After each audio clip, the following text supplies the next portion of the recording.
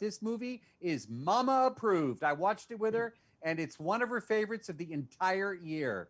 Wow. Wow. That is a compliment, a very high compliment. Tell your mother we say hello and thank you so much for watching. Yes. You know, I'm a former radio guy, so the music immediately jumped out at me. We'll get to that in a minute, but I know you both star in this. You both serve as producers on this film. Tessa, I'll start with you. Putting your heart and soul into this project, what inspired you to get it done?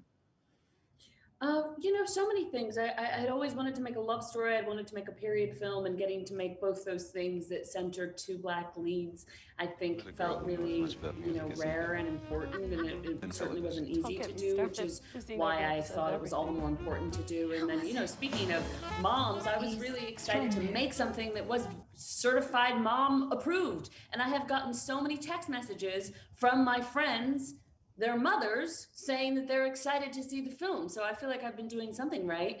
And then getting to play a mom, you know, was a gift for me, and getting to play a character that made me think a lot about my grandmothers, both of them, you know, who grew up, you know, during that time and were young women in the time when Sylvie is alive and living and loving. And so that was just a joy for me.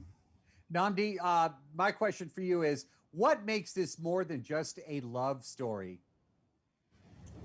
I mean, I think it's also about, there's another theme of following your dreams that I think is pretty big in this film. I mean, I think it does center around love, but if you take Sylvie's character, for instance, like she's continuing to break glass ceilings, especially during that time as a Black woman, becoming a producer of a television show. I mean, there's female empowerment, there's, you know, following your dreams, there's and there's love, you know, there's all of those aspects.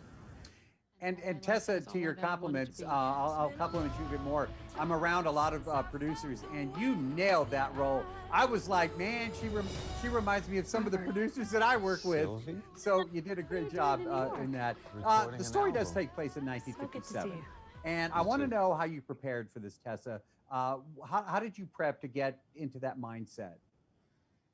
Well, I watched a lot of films and television from the time, and then I like to read journalism from the time. So particularly in that moment, which I think was an interesting time for the women's liberation movement. So reading sort of popular media, reading women's magazines from that time. I think it feels important when you're doing something that's period to understand what people were being told about themselves during that time. And certainly I think media tells us a lot about who we are, who we should be, who we can be.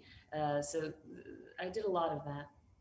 Nnamdi, I want to throw in the music, man. I got to tell you, I love jazz, and everything about this soundtrack is just totally amazing. So that must have made you excited to be around in that environment. Yeah, without a doubt. But then also being a producer, being able to find the songs that would fit in the film. You know, as you're editing a film, you want to throw in songs, and sometimes it feels like too much, sometimes it's too little. I think we got the perfect amount.